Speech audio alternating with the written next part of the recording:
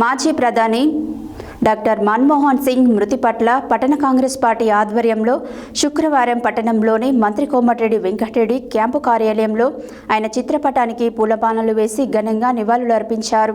ఈ సందర్భంగా పట్టణ కాంగ్రెస్ పార్టీ అధ్యక్షుడు గుమ్మల మోహన్ రెడ్డి మాట్లాడారు.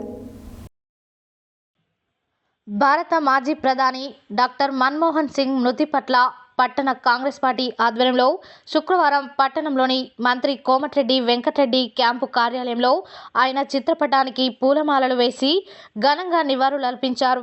ఈ సందర్భంగా పట్టణ కాంగ్రెస్ పార్టీ అధ్యక్షుడు గుమ్మల మోహన్ రెడ్డి మాట్లాడుతూ, ప్రపంచం గర్వించే ఆర్థికవేత్త, భారతదేశ సంస్కరణల రూపశిల్పి, దేశాన్ని సంక్షోభం నుంచి గట్టెక్కించిన గొప్ప ఆర్థిక మేధావి అని ఆయన సేవలను కొనియాడారు. ప్రగతిశీల ఆర్థిక విధానాలు అమలు ఒకవైపు, సామాజిక సంక్షేమం ఫలాలను మరోవైపు అందించి దేశ రాజకీయ చిత్రపటంలో తనదైన ముద్ర వేసిన నిజమైన ప్రజానాయకుడని, ఈ దేశం ఒక గొప్ప ఆర్థికవేత్తను కోల్పోయిందని ఆయన ఆవేదన వ్యక్తం చేశారు.